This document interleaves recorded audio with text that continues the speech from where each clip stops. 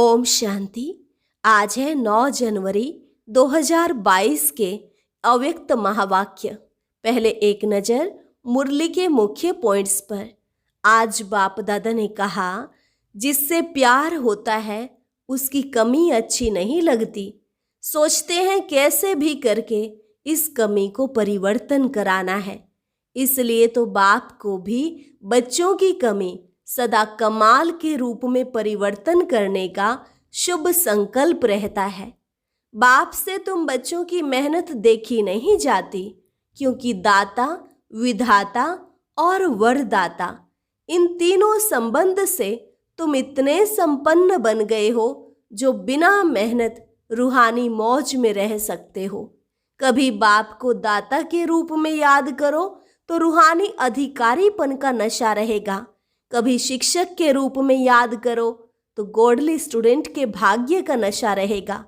कभी यह स्मृति रखो कि कैसे सतगुरु हर कदम में वरदानों से चला रहे हैं। हर कर्म में श्रेष्ठ मत, यही वरदाता का वरदान है। सतगुरु की श्रेष्ठ मत ही श्रेष्ठ गति प्राप्त कराती है। बाबा ने कहा, इस संगम युग की यही तो विशेषता है, जो अभी अभी कर्म करो और अभी अभी प्राप्ति का अधिकार लो। यहाँ दिलासे का सौदा नहीं है, बल्कि तुरंत दान महापुण्य। भक्ति में तो इंतजार करते थे, लेकिन ये है झटपट का सौदा। इसी को कहते हैं रचिता का रचना से सच्चा प्यार। और लास्ट में बाबा ने कहा, बाप का बनकर भी अगर कोई को मेहनत लगती है तो इसके दो ही कारण हैं। या तो माया के विघ्नों से फेल हो जाते हो, या फिर संबंध संपर्क में आते छोटी छोटी बात को व्यर्थ फील करते हो। इस कारण से ही कमजोरी आती है।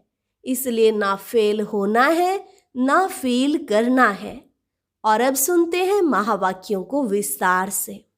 मुरली का सार, त्रिदेव रचयिता द्वारा वरदानों की प्राप्ति। आज त्रिदेव रचयिता अपनी साकारी और आकारी रचना को देख रहे हैं। दोनों रचना अति प्रिय है, इसलिए रचिता रचना को देख हर्षित होते हैं। रचना सदा यह खुशी के गीत गाती कि वह रचता, और रचता सदा यह गीत गाते, वह मेरी रचना। रचना प्रिय है। जो प्रिय होता है उसको सदा सब कुछ देकर संपन्न बनाते हैं। तो बाप ने हर एक श्रेष्ठ रचना को विशेष तीनों संबंध से कितना संपन्न बनाया है। बाप के संबंध से दाता बन ज्ञान के खजाने से संपन्न बनाया। शिक्षक रूप से भाग्य विधाता बन अनेक जन्मों के लिए भाग्यवान बनाया। सतगुरु के रूप में वरदाता बन वरदानों से झोली भर देते। यह है अविनाशी स्नेह व प्यार। प्यार की विशेषता यही है, जिससे प्यार होता है उसकी कमी अच्छी नहीं लगेगी। कमी को कमाल के रूप में परिवर्तन करेंगे। बाप को बच्चों की कमी सदा कमाल के रूप में परिवर्तन करने का सदा शुभ संकल्प रहता है। प्यार में बाप को बच्चों की मेहनत देखी नहीं जाती। कोई मेहनत आवश्यक हो तो करो, लेकिन ब्राह्मण जीवन में मेहनत करने की आवश्यकता ही नहीं है, क्योंकि दाता, विधाता और वरदाता तीनों संबंध से इतने संपन्न बन जाते हो जो बिना मेहनत रूहानी मौज में रह सकते हो। वर्षा भी है, पढ़ाई भी है और वरदान भी है। जिसको तीनों रूपों से प्राप्ति हो, ऐसे सर्व प्राप्ति वाली आत्मा को मेहनत करने की क्या आवश्यकता है। कभी वर्षे के रूप में व बाप को दाता के रूप में याद करो तो रूहानी अधिकारीपन का नशा रहेगा। शिक्षक के रूप में याद करो तो गॉडली स्टूडेंट अर्थात भगवान के स्टूडेंट, इस भाग्य का नशा रहेगा। सतगुरु हर कदम में वरदानों से चला रहा है। हर कर्म में श्रेष्ठ मत, वरदाता का वरदान है। जो हर कदम श्रेष्ठ मत से चलते हैं उसको हर कदम में कर्म की सफलता का वरदान सहज, स्वतः और अवश्य प्राप्त होता है। सतगुरु की मत श्रेष्ठ गति को प्राप्त कराती है, गति सद्गति को प्राप्त कराती है।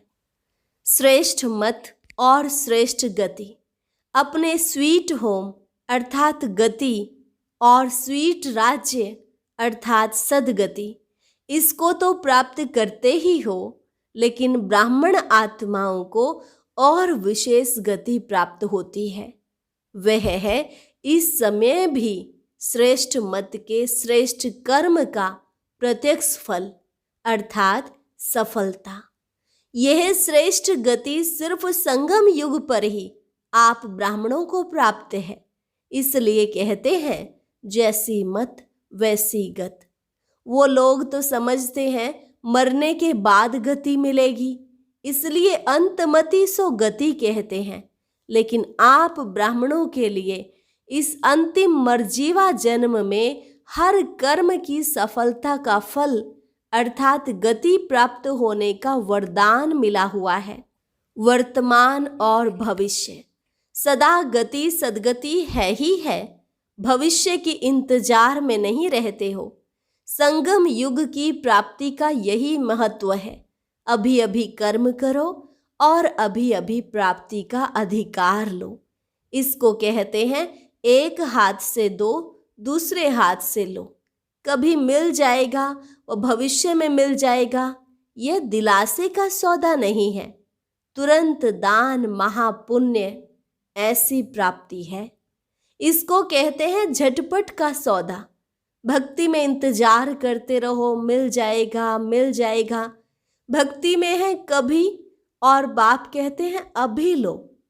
आदि स्थापना में भी आपकी प्रसिद्धता थी कि यहाँ साक्षात्कार झटपट होता है और होता भी था, तो आदि से झटपट का सौदा हुआ। इसको कहते हैं रचता का रचना से सच्चा प्यार। सारे कल्प में ऐसा प्यार कोई हो ही नहीं सकता। कितने भी नामी ग्रामी प्यारे हो, लेकिन यह है अविनाशी प्यार और अविनाशी प्राप्ति। तो ऐसा प्यारा कोई हो ही नहीं सकता। इसलिए बाप को बच्चों की मेहनत पर रहम आता है। वरदानी सदा वर्षे के अधिकारी कभी मेहनत नहीं कर सकते। भाग्य विधाता शिक्षक के भाग्यवान बच्चे सदा पास विद ऑनर होते हैं, ना फेल होते हैं, ना कोई व्यर्थ बात फील करते हैं।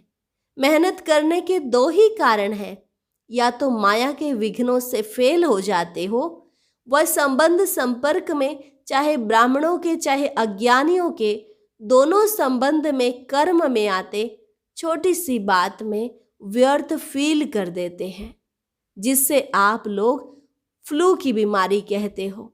फ्लू क्या करता है? एक तो शेकिंग हलचल होती है, उसमें शरीर हिलता है, और यह आत्मा की स्थिति हिलती है, मन हिलता है और मुख कड़वा हो जाता है। यहाँ भी मुख से कड़वे बोल बोलने लग पड़ते हैं। और क्या होता है? कभी सर्दी कभी गर्मी चढ़ जाती है। यहाँ भी जब फीलिंग आती है तो अंदर जोश आता है, गर्मी चढ़ती है। इसने यह क्यों कहा, यह क्यों किया, यह जोश है। अनुभवी तो होना। और क्या होता है?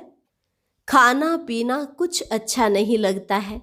यहाँ भी कोई अच्छी ज्ञान की बात भी सुनाएंगे तो भी उनको अच्छी नहीं लगेगी। आखिर रिजल्ट क्या होती?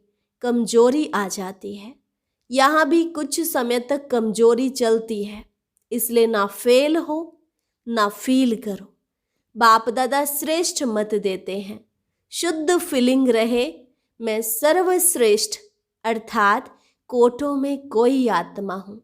मैं देव आत्मा, महान आत्मा, ब्राह्मण आत्मा, विशेष पार्टधारी आत्मा हूँ। इस फीलिंग में रहने वाले को व्यर्थ फीलिंग का फ्लू नहीं होगा। इस शुद्ध फीलिंग में रहो। जहाँ शुद्ध फीलिंग होगी वहाँ अशुद्ध फीलिंग नहीं हो सकती।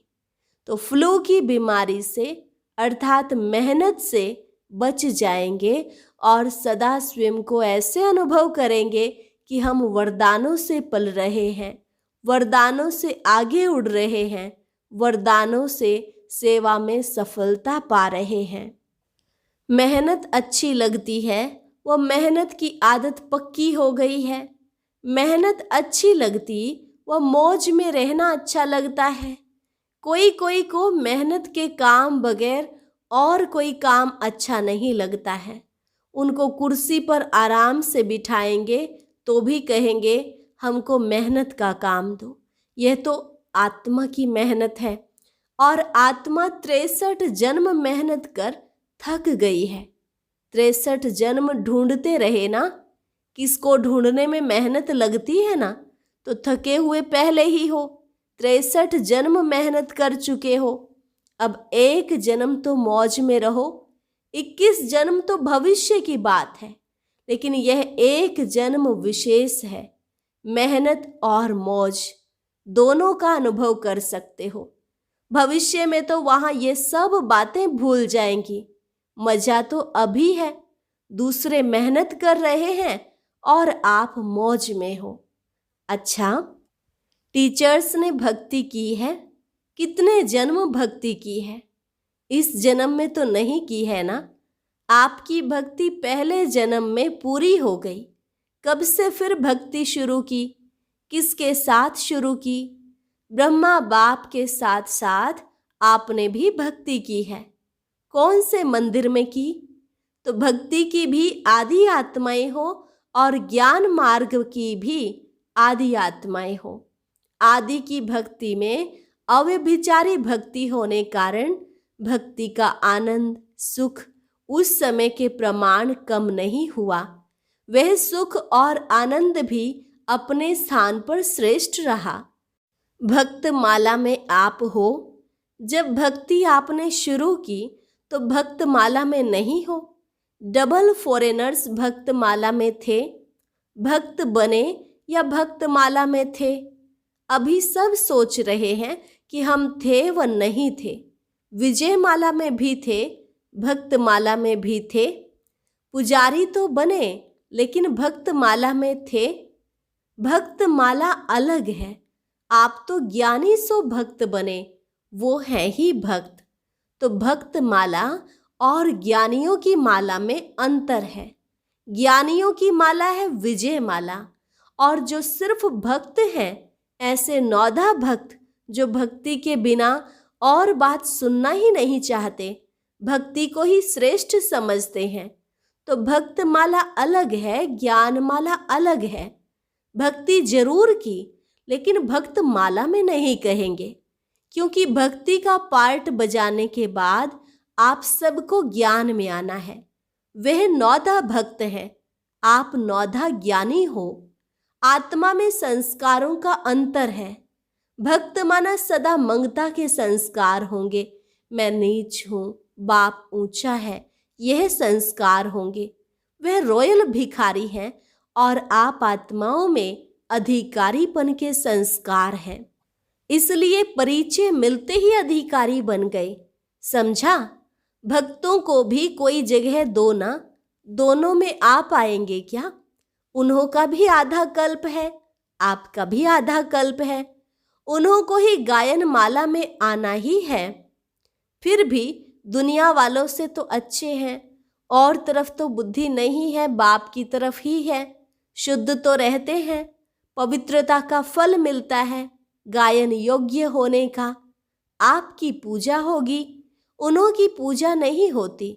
सिर्फ स्टैच्यू बनाकर रखते हैं गायन के लिए। मीरा का कभी मंदिर नहीं होगा।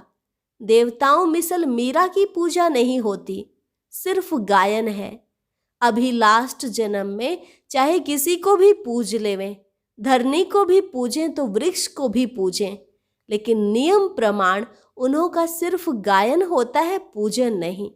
आप पूज्य बनते हो तो आप पूजनीय आत्माएं हो, यह नशा सदा स्मृति में रखो। पूज्य आत्मा कभी कोई अपवित्र संकल्प को टच भी नहीं कर सकती। ऐसे पूज्य हो ना। अच्छा, चारों ओर के वर्षे के अधिकारी आत्माओं को सदा पढ़ाई में पास विद ऑनर्स होने वाले, सदा वरदानों द्वारा वरदानी बन औरों को भी वरदानी बनाने वाले ऐसे बाप, शिक्षक और सतगुरु के प्यारे, सदा रूहानी मौज में रहने वाली श्रेष्ठ आत्माओं को बाप दादा का याद प्यार और नमस्ते। रूहानी बच्चों की रूहानी बाप दादा को नमस्ते नमस्ते, गुड मॉर्निंग। अभी है पंजाब और राजस्थान ग्रुप से बाप दादा की मुलाकात। सदा अपने को होली हंस अनुभव करते हो। होली हंस अर्थात समर्थ और व्यर्थ को परखने वाले। वह जो हंस होते हैं वो कंकड़ और रत्न को अलग करते हैं, मोती और पत्थर को अलग करते हैं। लेकिन आप होली हंस किसको परखने वाले हो? समर्थ क्या है और व्यर्थ क्या है? शुद्ध क्या है और अशुद्ध क्या है? जैसे हंस कभी कंकड़ को चुग नहीं सकता, अलग करके रख देगा, छोड़ देगा, ग्रहण नहीं करेगा। ऐसे आप होली हंस व्यर्थ को छोड़ देते हो और समर्थ संकल्प को धारण करते हो। अगर व्यर्थ आ भी जाए तो धारणा नहीं करेंगे। व्यर्थ को अगर धारण किया तो होली हंस नहीं कहेंगे, वह तो बगुला धारण करता है। व्यर्थ तो बहुत सुना, बोला, किया, लेकिन उसका परिणाम क्या हुआ? गंवाया, सब कुछ गंवा दिया ना, तन भी गंवा दिया। देवताओं के तन देखो और अभी के तन देखो, क्या है, कितना अंतर है। जवान से भी अच्छे हैं तो तन भी गवाया, मन का सुख शांति भी गवाया, धन भी गवाया। आपके पास कितना धन था, अथाह धन कहाँ गया? व्यर्थ में गवा दिया। अभी जमा कर रहे हो या गंवा रहे हो? होली हंस गंवाने वाला नहीं, जमा करने वाला। अभी 21 जन्म तन भी अच्छा मिलेगा और मन भी सदा खुश रहने वाला होगा। धन तो ऐसे होगा जैसे अभी मिट्टी है। अभी मिट्टी का भी मूल्य हो गया है, लेकिन वहाँ रत्नों से तो खेलेंगे, रत्नों से मकान की सजावट होगी। तो कितना जमा कर रहे हो? जिसके पास जमा होता है उसको खुशी होती है। अगर जमा नहीं होता तो दिल छोटी होती है, जमा होता है तो दिल बड़ी होती है। अभी कितनी बड़ी दिल हो गई है, तो हर कदम में जमा का खाता बढ़ता जाता है। या कभी कभी जमा करते हो? अपना चार्ट अच्छी तरह से देखा है? ऐसे समय पर भी कभी कभी व्यर्थ तो नहीं चला जाता। अभी तो समय की वैल्यू का पता पड़ गया है ना। संगम का 1 सेकंड कितना बड़ा है। कहने में तो आएगा 1-2 सेकंड ही तो गया, लेकिन 1 सेकंड कितना बड़ा है, यह याद रहे तो 1 सेकंड भी नहीं गवाएंगे। सेकंड गवाना माना वर्ष गवाना। संगम के 1 सेकंड का इतना महत्व है। तो जमा करने वाले हैं, गवाने वाले नहीं, क्योंकि या तो होगा गवाना या होगा कमाना। सारे कल्प में कमाई करने का समय अभी है। तो होली हंस अर्थात स्वपन में, संकल्प में भी कभी व्यर्थ नहीं गवाएंगे। होली अर्थात सदा पवित्रता की शक्ति से अपवित्रता को सेकंड में भगाने वाले, न केवल अपने लिए बल्कि औरों के लिए भी, क्योंकि सारे विश्व को परिवर्तन करना है ना। पवित्रता की शक्ति कितनी महान है यह तो जानते हो ना। पवित्रता ऐसी अग्नि है जो सेकंड में विश्व के कीचड़े को भस्म कर सकती है। संपूर्ण पवित्रता ऐसी श्रेष्ठ शक्ति है। अंत में जब सब संपूर्ण हो जाएंगे तो आपके श्रेष्ठ संकल्प में लगन की अग्नि से यह सब कीचड़ा भस्म हो जाएगा। योग ज्वाला हो। अंत में ऐसे धीरे धीरे सेवा नहीं होगी, सोचा और हुआ। इसको कहते हैं विहंग मार्ग की सेवा। अभी अपने में भर रहे हो, फिर कार्य में लगाएंगे। जैसे देवियों के यादगार में दिखाते हैं कि ज्वाला से असुरों को भस्म कर दिया। असुर नहीं, लेकिन आसुरी शक्तियों को खत्म कर दिया। यह किस समय का यादगार है? अभी का है ना? तो ऐसे ज्वालामुखी बनो। आप नहीं बनेंगे तो कौन बनेगा? तो अभी ज्वालामुखी बन आसुरी संस्कार, आसुरी स्वभाव सब कुछ भस्म करो। अपने तो कर लिए हैं ना, या अपने भी कर रहे हो? अच्छा, पंजाब वाले तो निर्भय बन गए, डरने वाले तो नहीं हो ना? ज्वालामुखी हो, डरना क्यों? मरे तो पड़े ही हो, फिर डरना किससे? और राजस्थान को तो राज्य अधिकार कभी भूलना नहीं चाहिए। राज्य भूल करके राजस्थान की रेती तो याद नहीं आ जाती। वहाँ रेत बहुत कम होती है, तो सदा नए राज्य की स्मृति रहे। सभी निर्भय ज्वालामुखी बन प्रकृति और आत्माओं के अंदर जो तमोगुण है उसे भस्म करने वाले बनो। यह बहुत बड़ा काम है। स्पीड से करेंगे तब पूरा होगा। अभी तो व्यक्तियों को ही संदेश नहीं पहुंचा है, प्रकृति की तो बात पीछे है।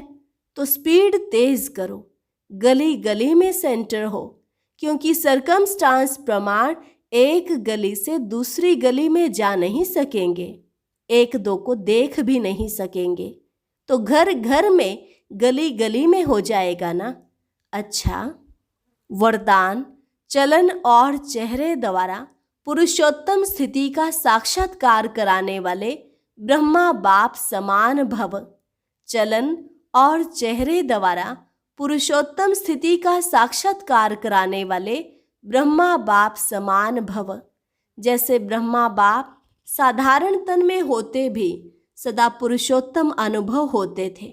साधारण में पुरुषोत्तम की झलक देखी, ऐसे फॉलो फादर करो। कर्म भले साधारण हो, लेकिन स्थिति महान हो। चेहरे पर श्रेष्ठ जीवन का प्रभाव हो। जैसे लौकिक रीति में कई बच्चों की चलन और चेहरा बाप समान होता है, यहाँ चेहरे की बात नहीं, लेकिन चलन ही चित्र है। हर चलन से बाप का अनुभव हो, ब्रह्मा बाप समान पुरुषोत्तम स्थिति हो, तब कहेंगे बाप समान। स्लोगन: जो एक रस स्थिति के श्रेष्ठ आसन पर स्थित रहता है वही सच्चा तपस्वी है। जो एक रस स्थिति के श्रेष्ठ आसन पर स्थित रहता है वही सच्चा तपस्वी है। अभी लवलीन स्थिति का अनुभव करने के लिए अभ्यास। यह परमात्मा प्यार आनंदमय झूला है। इस सुखदाई झूले में सदा झूलते रहो। परमात्मा प्यार में लवलीन रहो तो कभी कोई परिस्थिति व माया की हलचल आ नहीं सकती। अच्छा, और अब सुनते हैं आज का अव्यक्त ज्ञान मोती। ये एक बहुत संस्कारितापूर्ण वीडियो है, जरूर देखें, कोई भी मिस ना करे।